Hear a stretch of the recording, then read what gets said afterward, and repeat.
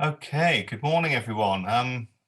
Before we start, can I just get some thumbs up that you can hear and see me loud and clear? All righty, yes. Okay, we've got some raised hands, 4, 5, excellent, fantastic. Thank you very much indeed. Well, I'll take it you can all hear me loud and clear. And let's get into this Air Force linguist presentation. Here we go. Right, quick introduction. Before we start, if you've got any questions, I'm working on my own today. Okay, so I'll try and answer them at the end. Just put them into the text box down below. And if I've got time, I'll try and get through them all.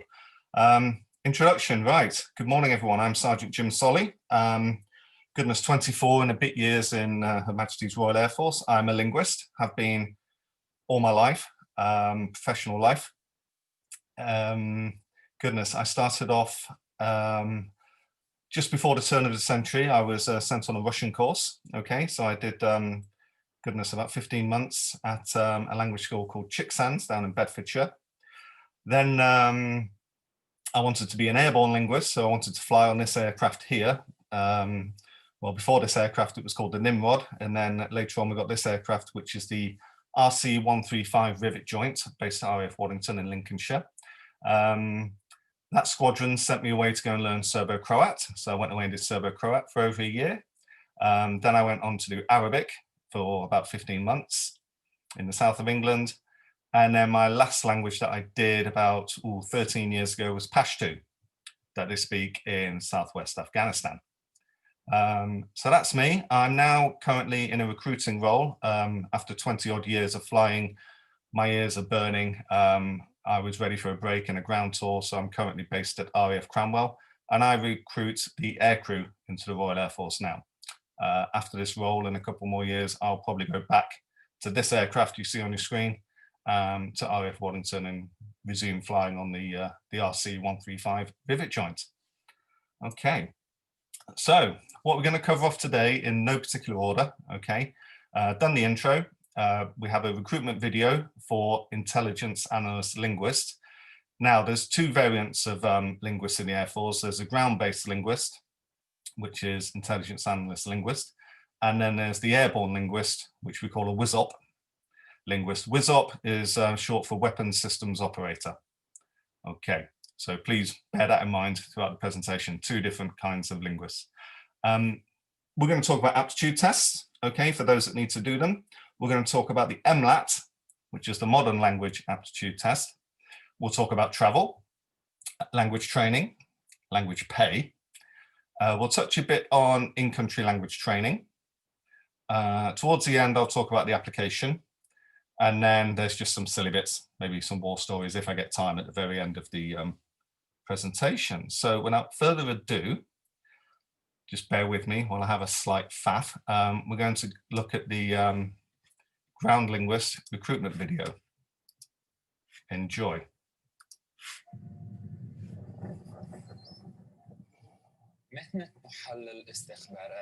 Jim, you're not sharing your screen yet. Oh, shh. You are kidding me.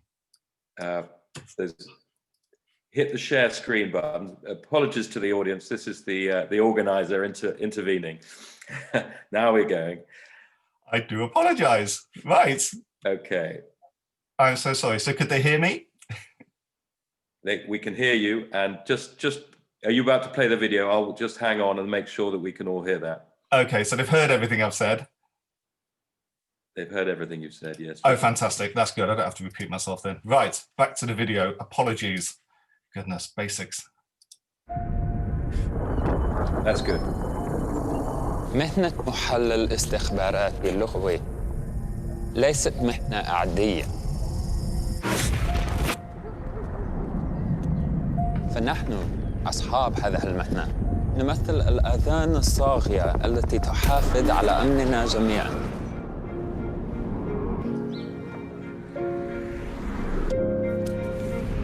تتطلب هذه المهنة تركيزاً ووقتاً ومثابرة.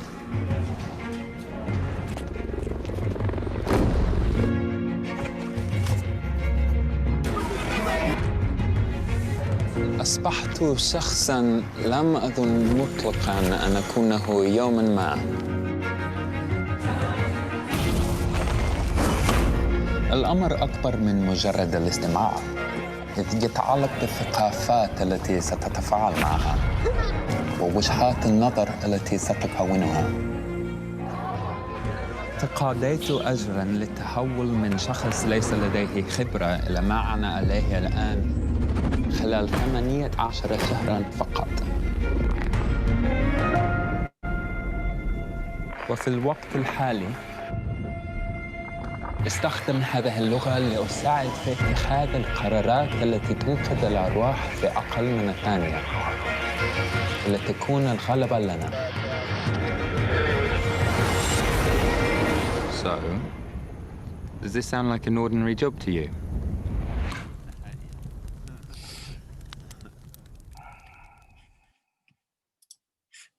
Okay. Alrighty then, there we go. For those who couldn't see before, that was the aircraft I was talking about on which I fly, the RC-135 Rivet joint based at RAF Waddington in Lincolnshire. I'll just quickly go through this slide again because I don't believe you saw it. I did the intro, done the recruitment video, and as I was explaining there, there's two linguists, a ground-based linguist and an airborne linguist, okay? And those are all the parts I'm going to go through today in no particular order, okay? Right, so the ground-based linguist is called an intelligence analyst linguist. And as you can read there, you will interpret foreign language transmissions using state-of-the-art surveillance systems, providing vital intelligence to support military forces deployed around the world. That is in a nutshell. So what does that entail? As with both these jobs, you would apply online. Just type into Google RAF jobs. I'm not going to insult your intelligence. Your career will start, once you're in, with a 10-week basic recruit training course, BRITAC, at RAF Halton in Buckinghamshire, okay? This is basically to prepare you for life in the Royal Air Force, okay? You'll learn all about your uniform, how to keep it clean and shiny, polishing shoes. You'll attend classroom lectures. You'll be out in the field doing phys, so running, exercise, that kind of thing. You'll learn about first aid. You'll learn about nuclear, biological, chemical warfare. So you'll get an NBC suit to wear, and you'll have a respirator, and you'll go into the respirator testing facility, or the gas chamber, as it's lovingly known, with the regiment section, and they'll take you through drills in case there's a nuclear, biological, chemical warfare attack. Okay, so it's all good fun, 10 weeks, and then you'll go off and do your language training. Okay, these next few slides are a bit busy, but then there'll be more talking from me. Okay, so probably at Chicksands, and it lasts approximately 18 months. If you come into the Air Force with a relevant language, so Arabic or Russian, and you're a really good standard, then you'll probably not need to do that, or you'll just do the final 3, 6, 9 months of it. Okay, blah, blah, blah, blah, blah. You'll also do the applied course, all right, because at your language course, you'll learn what I call civilian language, all right? Boris and Svetlana go to the shops. How many rubles do they pay for a loaf of bread? That kind of thing. When we get you back to your post-language training, we're going to want you to learn certain words and vocabulary, okay? For obvious reasons. You'll undertake elements of the fundamentals of intelligence course, okay? So that's more applied training, all secret stuff. Covers the roles of how the UK intelligence organisations work and how the Air Force is incorporated into that. You are able to become a member of the Chartered Institute of Linguists, all right, which is the UK's leading based membership body for language professionals. So there you go, that's nice to have on your CV. Another busy slide. Your first tour as an intelligence analyst linguist or ground-based linguist could be at any one of a few UK locations. More often than not, you'll go to RAF Digby in Lincolnshire, okay? And you do provide direct support for platforms such as the Rivet joint, that nice shiny plane I showed you at the start, and the Reaper, which is the unmanned aerial vehicle, or drone, as some people like to call it in the movies. All right. Or you could be attached to the Defence Human Intelligence Unit, HUMINT, which worked down at Chicksands. Okay. Now, moving on to the airborne side, okay, the weapons systems operator linguist who fly on the aircraft, they, similar role basically, but they're on board an aircraft, okay, interpret and analyze foreign language radio transmissions, playing a vital role in protecting the security of the UK and her allies, directly providing real-time intelligence support to the battle space. Okay, and as I said, they operate on board the RC-135 Rivet joint. It is the maybe not physically largest aircraft, but it does have by far the largest crew of any aircraft in the Royal Air Force. We can take 35 operators on board. That includes 2 pilots and a navigator. Yes, we still have a navigator on board this aircraft. It was built back in the 1950s, but believe me, it's taken care of. Okay, they strip it down every few years, check the airframe, check the engines, check all the kit on board. So it's like it's brand new, kind of. Okay, and that's based at RAF Waddington, just south of Lincoln. And there is your pay. I believe those are up-to-date totals. That's your annual salary after training. So again, for this role, you apply online at that website there. Okay, aptitude tests, CBAT. CBAT stands for computer-based aptitude tests. So if you want to go onto the airborne role, you need to sit CBAT aptitude tests. So you'll come to RAF Cranwell and they start at 6:45 in the morning, okay, set an alarm. And just around the corridor from me, my office, you will sit about, depending on how quick you are, several 8, 9 hours of aptitude tests, okay? I cannot stress this next point enough. It is not a measure of intelligence, aptitude testing, okay? It is not a measure of intelligence. It's all to do with how the body works, okay? How the body is linked together, brain to fingers to feet and what have you, okay? You'll go through lots and lots of exercises and you will take breaks, okay? So please bear that in mind, do take your breaks. We'll talk about the MLAT on another slide. If aptitude testing goes well, they will test you for everything, okay? So pilot, drone pilot, mission commander on board these reconnaissance aircraft, intelligence officer, all the other aircrew roles, so helicopter crewmen, the load masters who fly on the back of cargo aircraft, and the intelligence, surveillance, reconnaissance operators who fly on the surveillance and reconnaissance aircraft. Okay, so they test you for everything. Oh, and air traffic control as well. Okay, but obviously we hope you pass for linguist. You'll then do a filter interview at the Armed Forces Careers Office, okay, where you'll sit down with a corporal or a sergeant or an officer, and you'll have about a 45-minute interview. And topics will be on things like why do you want to join the Royal Air Force? The first half of the interview might well be about yourself. Okay, I know it sounds stupid, but please write down all your achievements, all your qualifications, all your academic studies, membership of any youth organizations. Okay, please write it down. Okay, you will not believe the amount of people who have come out of interviews and in the corridor said, oh, I never mentioned I did the New York Marathon last month, or for example, okay, or I climbed up Mount Everest last year. Because you are nervous, it's a formal interview, you're going to be smart, out of your comfort zone. So please bear that in mind. The second part of the interview will be about things like current affairs, both home and abroad, okay? What's caught your eye in the last 12 months, I don't know, in South America, okay? So please do read the heavy papers, as I call them, okay?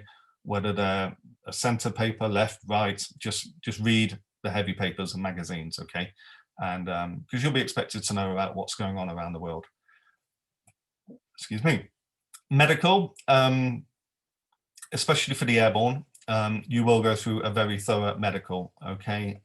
They will find out things about you that you didn't even know you had or didn't have.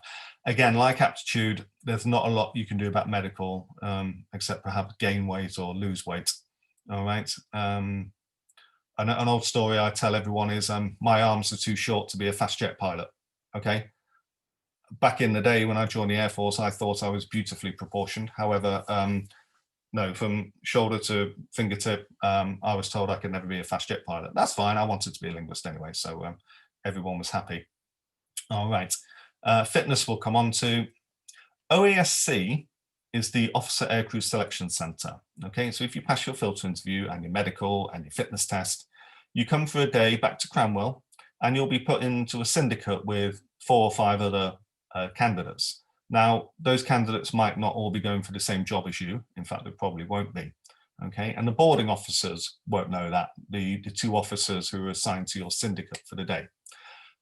But you'll do exercises like a group planning phase. Okay, so you need to get this aircraft from this base to this base. This is the wind speed. It's only got this amount of fuel. So it's maths, basically. Okay, speed, distance, time. Please make sure your mental arithmetic, your maths, basic maths is good. Okay, you'll also go into the hangar at OASC, Officer Aircrew Selection Centre, and you'll do some tasks. So the boarding officer will say, candidate number 1, come with me, and here is your mission. And he will brief you, or she will brief you, and then you'll go back and brief your syndicate. So it might be, get all this equipment across the shark-infested water without getting eaten alive. Okay, it's all good fun, but please bear in mind you are being watched. What else do they do? Another one they do is the group discussion. Okay, so a boarding officer there will throw out a subject, an argument, if you will, a discussion. And they might say, right, discuss Brexit, good or bad. Discuss COVID. They're probably sick to death of hearing about Brexit and COVID. They might say, discuss the state of the NHS. And it's just to get you talking, okay? It's not shout loudest, okay? If you think you've got a good opinion, try and get it across, all right? Right, if that's all good, you'll be offered a place in the Air Force. Like the ground linguist, you will go away to Halton for 10 weeks and you will do the basic recruit training course, okay? I've touched on that. After that, you would stay at Halton, the aircrew people, and you would do what we call the direct entrance senior non-commissioned officer course, okay? Bit of a mouthful. And that's a further 8 weeks of training, okay, to make you up to a sergeant, all right? Now, most people take 12, 15, 18 years to become a sergeant. For anyone going weapons systems operator, including the linguist here, you will be a sergeant in 18 weeks, maybe an 18-year-old sergeant in 18 weeks. It has happened, okay? So they're looking for real go-getters here, all right? When that course is finished, all the other aircrew people will go off to their helicopters and airplanes. You know you're going to be a linguist. All right, so these next 3 things we're going to talk about can come in any part of your training. It's not necessarily in this order now. More Trek is 2 weeks, 1 week in the classroom, 1 week somewhere beautiful in the United Kingdom, I don't know, Wales, north of England, and you'll be dropped off in the middle of nowhere, okay? And you have to survive for a week in your team of 3, all right? And just to make it more fun, they might sometimes send out the paratroopers in the army to come and find you, okay? Rule number 1, do not get caught, all right? You'll also do aviation medicine, AvMed. That's at RAF Henlow, north of London. And that's a week long with doctors and physicians and all sorts of weird and wonderful people with brains that big. And they will talk to you about the effect that flying has on the human body. Okay, the human body was never meant to fly, we're still adapting. You'll go into the hyperbaric chamber, where they will take you up to about 25,000 feet with a mask, oxygen mask on, and they will get you to take your mask off, all right, and perform something simple like, I don't know, the 5 times table, all right, or putting those little bricks that babies have into the ball, that kind of thing, all right. And after a few minutes, you'll start to struggle. The last time I did it, I lasted 4 minutes and it was great fun. I didn't want to put my mask back on. Really good fun. And then sometimes they let you watch the video back because it's all recorded and you can see yourself trying to do the 5 times table. No. All right, dinghies. We do sea drills, okay? Where they'll take you out on a little boat. They'll throw you into the water. They'll throw in a dinghy, but upside down. So somebody has to swim across, get on top of the dinghy, pull it back down on them, swim out, and then swim into the dinghy. Try and do it in the Mediterranean in July, August, not in Cornwall in January, like I did. It wasn't nice.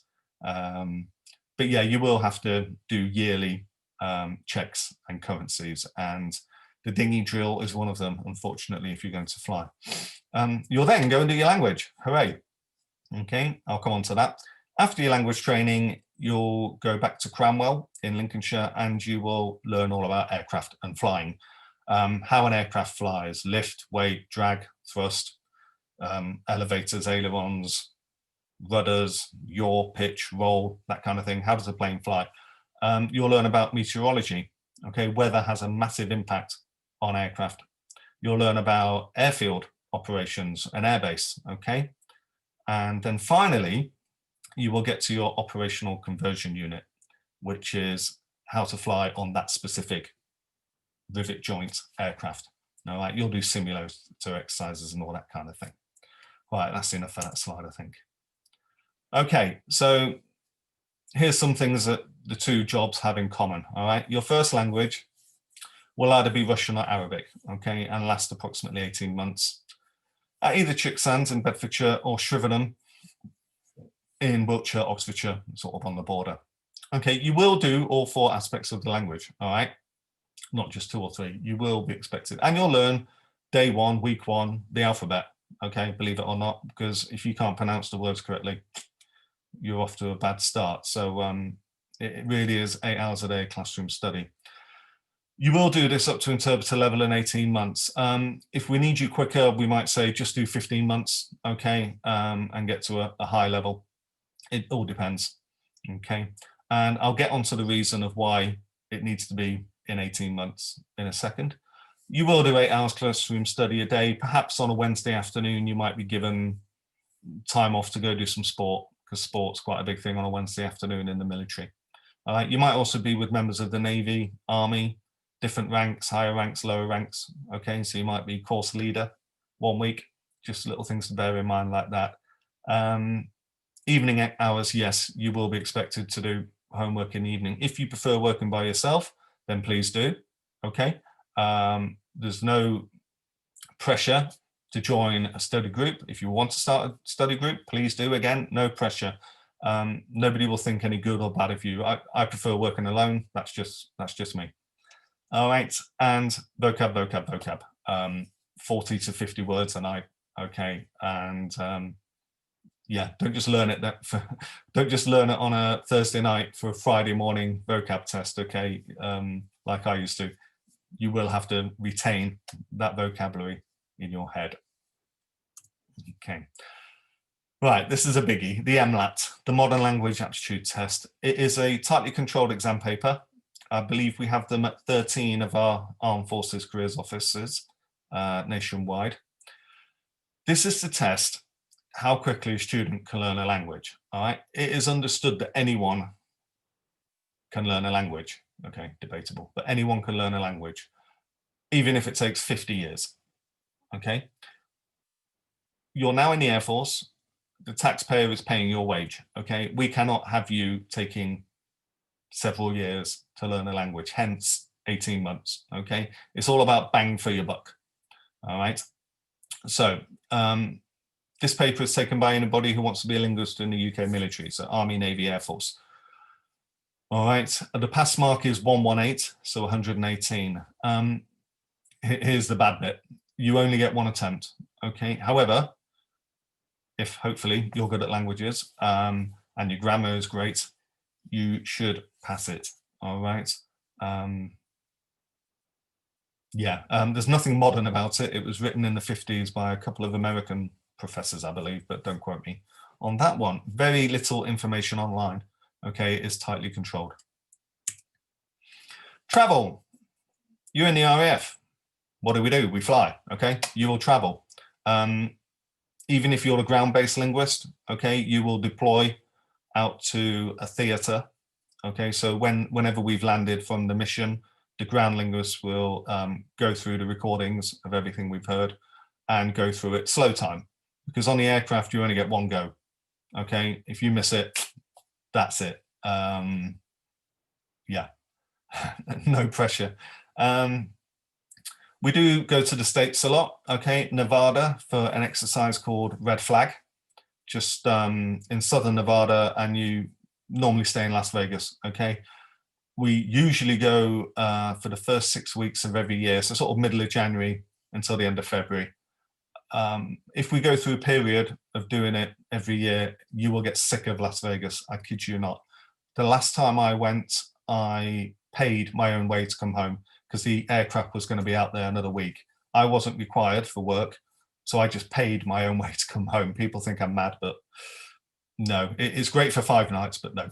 Okay, so we do an exercise out there called Red Flag, which is quite good fun. Nebraska, quick story, the United States Air Force had 20 of these aircraft. They gave us 3 because our old Nimrod, it died. Okay, so they gave us three of these Rivet joint aircraft. They are based in Nebraska, just south of Omaha. So we do a lot of liaison with the United States Air Force crews. So yeah, Nebraska, if you like cornfields, fantastic. We deploy to the Middle East a lot, obviously. Okay, so the Arab linguists, they can find themselves in the Middle East a lot. Both the Russian and Arab linguists go out to the Mediterranean a lot as well, which is nice in the summer, well, in the winter as well. You can do adventurous training. So if you're into skiing, rock climbing, anything like that, go and see your budget holder and say, right, I need £500. I want to lead a cycling trip through Derbyshire Dales, I don't know, the Peak District. I want to go rock climbing in France. Yeah, you don't have to take leave. The Air Force will pay for just about all of it. Okay, so there is chances to do adventurous training. Force development. Okay, this is another great one. I've been to Berlin doing force development, where we learned all about the Berlin Wall, Checkpoint Charlie, the Iron Curtain. Yeah, same thing. And yeah, it was great fun. Where else have I been? Last summer or the summer before, the station's motorbike club. So we all got on our motorbikes and we rode to Belgium, okay, through the Channel Tunnel, and we did the First World War battle zones, battlefields, battle sites. Looked at all they have a real life mock-up of a trench, and it was very touching, very moving. So yeah, there is opportunity to go and do that. Right, I'm starting to babble on. Finally, right, we're getting to languages. Okay, because Arabic is spoken all the way from Morocco round to Iraq by about 23 countries officially, I believe, they all talk a bit different. So at college or at your language school, you'll be taught what I call the Queen's Arabic, okay, MSA, Modern Standard Arabic. The Air Force doesn't necessarily want that, because if you're listening to an Iraqi person, he or she is not going to be talking like they do on the news, on the TV, on the radio. They will be talking their local dialect. So we send our operators, when it's quiet, if there's no flying, to various places. I've been out to Georgia in the USA, just north of Florida, several times, doing Pashto upgrades, Iraqi dialect upgrades, that kind of thing. More recently, we've been sending our operators to RAF Mildenhall in Suffolk, where the Americans fly this aircraft. Okay, there's a place in Garmisch in Germany. And there's some of the dialects you can do. Yemeni is another one, all right? And we call them upgrade or refresher courses, and they last about several weeks. So it's good to do, okay? Because we know when you finished at work that day, you don't go home and sit down with your dictionary. Well, not everyone does anyway. Language pay, ching ching. This depends on what language and level you attain. According to the Air Force or military, Arabic is harder than Russian, okay? Everyone, different opinion on that. Okay, if you pass at professional level, which is not the highest, okay, expert level is the highest. When you pass your exams, you will get, at professional level, £8,100, okay, boom. You will also get £16.20 per day, all right? If you deploy, okay, that triples that daily pay. So you're talking, quick maths, £48.60. That's just in language pay per day, not your basic pay, not your flying pay, not all the rates you get for being overseas, okay? If you pass at expert level, that lump sum is 11,700 and the daily pay is £23. You deploy with that for 6 weeks, 7 weeks, out to the Mediterranean or the Middle East, you're talking £69 a day just in language pay, okay? I know money isn't everything, but it does take the sting out of being poor. All right. You do need to requalify every 3 years. Now, we understand not everyone will maybe requalify at the same level, so you'll get a little bit less, but still, it's better than a kick. In-country language training, okay? Russian linguists usually go out to Ukraine, okay, and stay with a family for a month or in a hotel, depending on what the setup is. Plenty of sightseeing with education thrown in, okay? So I was doing Serbo-Croat back in 2000. My course went to Dubrovnik, okay, in Croatia for a week. And we'd do a scenario where we'd walk into a hotel and try to book a room, okay, with the hotel administrator, okay, that kind of thing. And they played along, it was fine. We go to cafes, order food and drink. We go to museums and have a curator talk to us in Serbo-Croat. Back in 2004, I believe it was, my Arabic course went out to the Middle East, and we stayed a month in a hotel, and we also went to college. Okay, so we went to college every day. Had a lovely lady, a QAT lady, who took us through lessons. And just to put the icing on the cake, if you will, of all the language learning you've been studying, that's what it's there for. All right, and as I say, you may well do daily lessons, sightseeing, and IOP is individual oral practice. It's not individual because you're talking to someone else. It'd look a bit stupid if you were talking to the wall. Okay, so you'll do a one-on-one with an instructor. And it says there, Arabic linguists usually go to Jordan for a month. Jordan's meant to be beautiful. I've never been. You've got Petra, okay, absolutely fantastic. I've seen pictures, memories that will last forever. Right, we're getting to the end of it now, ladies and gentlemen, if anyone's still with me. Right, the green criteria is for the ground linguists, and anything in blue is pertinent to the airborne linguists, okay? So you must be aged at least 17 and a half. Some RAF jobs you can join at 15 and 9 months or 16. This is because of the security clearance, which I'll come on to in a minute, okay?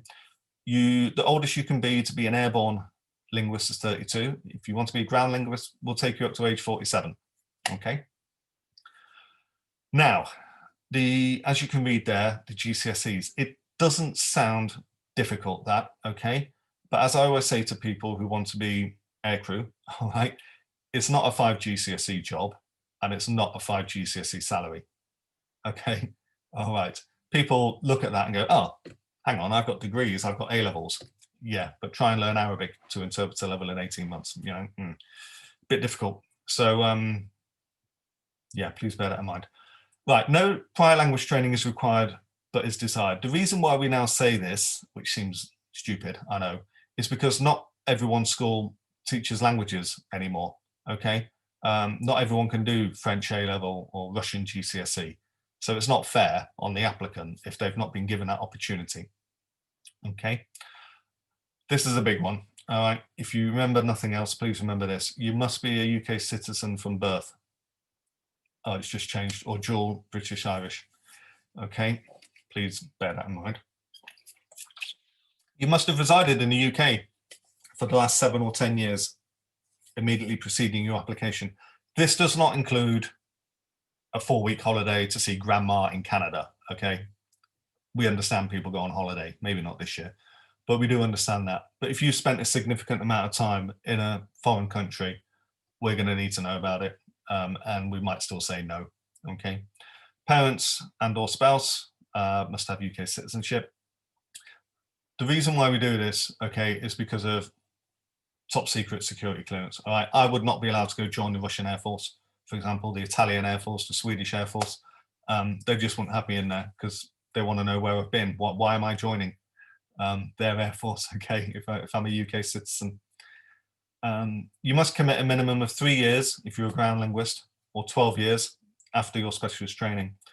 Okay, this is because the Air Force has spent, or the taxpayer has spent, a lot of money training you, especially for the aircrew with all that extra training. All right, they want return of service, they want a return from you, all right, to meet their bills. You must meet the health and fitness criteria. Yeah, again, health, not a lot you can do about. Fitness, yep, there is. The ground linguists will need to take the airman selection test. This is like I was talking about aptitude tests earlier for the aircrew. This is like a version of that, okay? And this is done at the Armed Forces Careers Office, where you'll sit, there's examples online, please look at them, where you'll sit some tests and they'll say, yep, you're good for engineer, you're good for intelligence, oh, you're good for linguists. Excellent, I'd like to be a linguist, please. Pass a fitness test every year. Yes, you must do. Again, these are published online. 20-meter beep test, beep, beep, beep. Steadily gets quicker and quicker. And this is dependent on whether you're male or female and your age bracket. And as aircrew, you must pass an annual swimming test. So put on a flying suit, jump in the deep end, 4 lengths of 25 meters, back to the deep end, tread water for 2 minutes, okay, bobbing about, and then get out unassisted. All right, so no using the steps. And you must do that every year. So if you're a bit rubbish at swimming, please practice that. Okay. We're getting to the end, everyone, okay? This is my bottom line, my takeaways, if you will. All right, you're gonna be in the military if you join, okay? So you'll be expected to be smart, on time, for briefings. It's all briefings, briefings, briefings. Be courteous, all right, to each other. Okay, as I said earlier, current affairs, keep up to date on what's going on around the world, okay? It doesn't matter how small it is. If you're asked a question, tell me what's going on, I don't know, with the US presidential election, okay? Please don't just sit there and say, oh, I don't know, okay? Say, I'm not too sure on that. However, I do know that the Canadian Prime Minister, Justin Trudeau, whatever his name is, has recently been on a battlefield tour of Afghanistan. Just offer something back, okay? And if they might say, yeah, okay, excellent, tell me more about that. Tell them more. Or they might say, no, that's fine, we'll move on to something else. Okay, so please have something to offer. I'm aware of the time. Fitness, keep fit, okay? When I spoke about the beep test, over 20 meters, you will also do a minute of press-ups, best effort, and a minute of sit-ups, best effort, okay? It's not the most arduous fitness test in the world, okay? We're not talking the SAS here, all right? Okay. And then finally, 4 words there that spell out RISE that the Air Force goes by: respect, integrity, service, and excellence. Okay. That, ladies and gentlemen, sorry about the mess up at the start, is my final slide. That was little Jimbo back in 2005-ish on board the Nimrod, our former aircraft. Okay. Yeah, ready to go fly a mission out of, I don't know where we were. There's some emergency equipment behind me, you can see that I need to move about. And that is a better picture of our new aircraft. It's actually older than the Nimrod, but that's the 4-engined RC-135 Rivet joint. I call her Snoopy. But yeah, that is our jet. Mission complete, as they say. I'm just going to check, ladies and gentlemen, to see if there's any questions for me. Let's have a quick, oh goodness, right. Sergey, what is your favorite method of learning languages? I would have to say,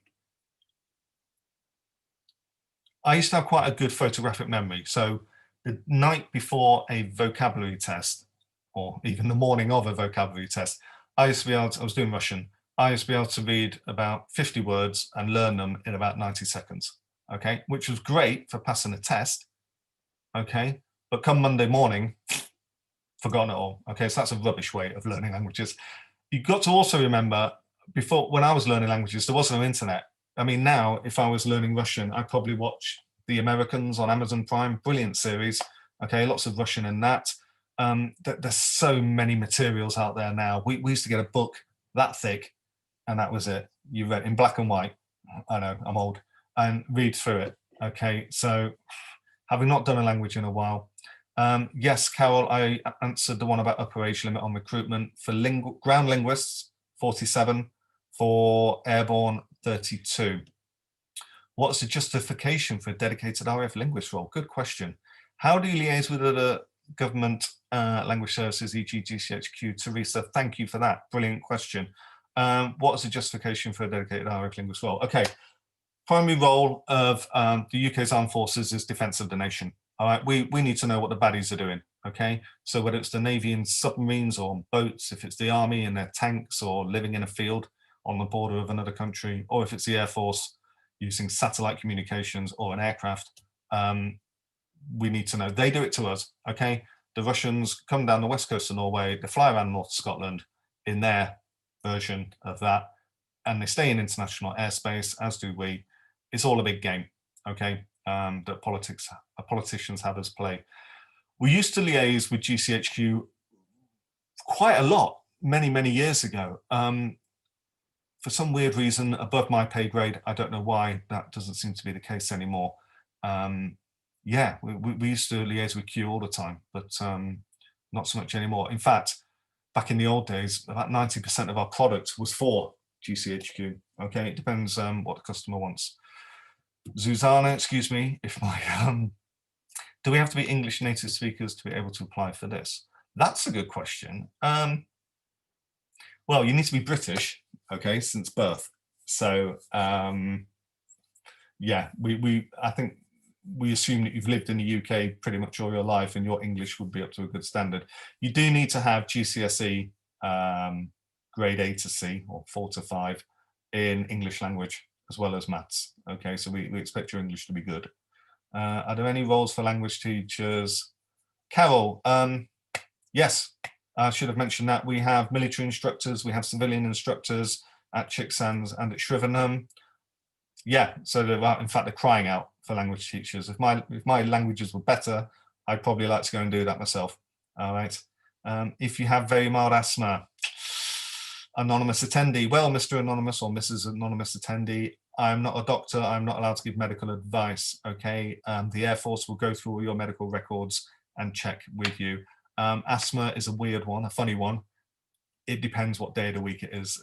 Some days you're fine with very mild asthma. It depends when you last took a hit of your inhaler. You would have to check. If you already have a family, what arrangements do people make to fit in with the training program?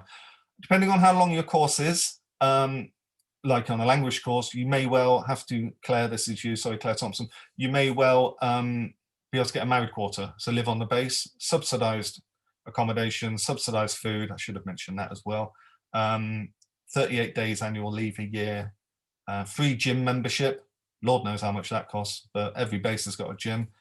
Just about every flying base has got a swimming pool because we need to do swimming tests and dinghy drills, as I was talking about earlier. So yeah, there's creches, there's some bases even have a primary school on their base or just right outside the base. So yeah, family is massive, Claire, okay? Or you could buy your own house. The beauty about being a linguist is if you're a ground-based linguist, you're normally going to be somewhere in Lincolnshire. And if you're an airborne linguist, you're going to be in Lincolnshire. Whereas other roles are posted every 3 years. So unless you're on a language course, the chances are you're going to be in Lincolnshire. Okay, do ground-based linguists need to pass all medical fitness tests? What kind of contract do they have? I did answer that 3 years after your language training minimum. Hey, you might want to stay and do 38 years. If you're loving it, good pay, Lincolnshire, cheap to live, compared to, I don't know, London and Cheltenham. Yeah, ground linguists do need to pass, not the same medicals as the aircrew do. The aircrew people do have an annual medical as well. So you go see a doctor, he'll prod and poke you and measure you and tell you you're a bit fat, which you get. Excuse the beard, by the way, this is just because I'm in a recruitment role for 3 years. It will come off when I go back to flying because oxygen. Yeah. What if you, e.g., know Russian or Arabic to a high level to start with? Will you still be required? I did touch on that, Lorenzo. Oh my God, I'm down to my final 40 seconds. The Air Force will have a look at your ability in either Russian or Arabic and hopefully send you on the language that you're already good at. And you might just need to do a test. Okay, and as I said before, you might need to do the final 6 months of the course or 3 months of the course with the people who started 18 months ago. UK residence qualifications. Would a student who spent a year abroad or 1 or more years working abroad after graduation like to have a problem 5 years working in Moscow? Yeah, you might have a problem. What we'd need to do is contact the local Moscow police authority just to make sure you've had, you know, you're not been up to anything naughty, like, I don't know, burning down an orphanage. I don't know, something sick like that. Just to make sure you're an upstanding member of the community, I'm trying to say, Teresa. Yeah, we understand that people study abroad. A year abroad you might get away with, but for years working abroad afterwards, maybe not. When you put in your application, your Armed Forces Careers Office will get you in to have a chat with you, take all your paperwork, okay, and they will go through your history, okay, and see if it's worth you applying. I am now over time. Oh my goodness, is there a chance to acquire other languages later? Yeah, I've done 4 in the Air Force. I've also done Swedish, okay, not in my lunch hour, as people think. I learned Swedish years ago. So you can acquire other languages later. Some people get through their careers just doing 1, some people a lot more. I'm not going to answer questions on language tools like Quizlet, Duolingo, Google Translate. We don't use them as far as I'm aware. Do you get older people join as linguists? Yeah, I've got 35-year-olds and older wanting to join.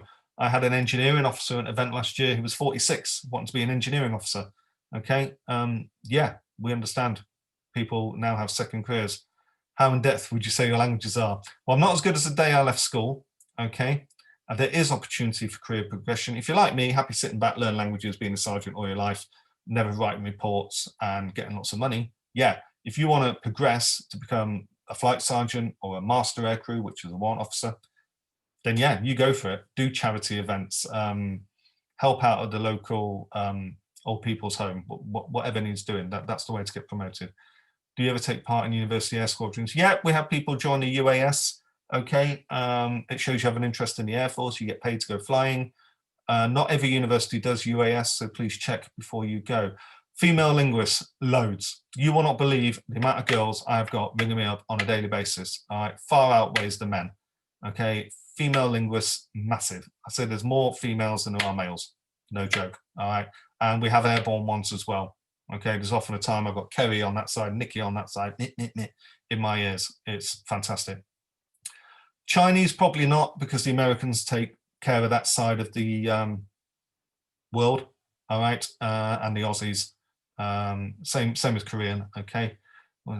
So in the future, maybe, you know, technology is getting better all the time. Regards to health, what precludes entry for the ground linguist role? Too many to list. Okay, when it comes to medical, there are so many things. As long as you're on, the list is massive. Okay. SLP. Which SLP is supposed to reach within 15 to 18 months? Brilliant question. Yeah, it's not going to be 4444. It might be 2210. Okay, if you're not the, I mean, some linguists are better than others. We understand that. Or they might say we need you to get to 3332.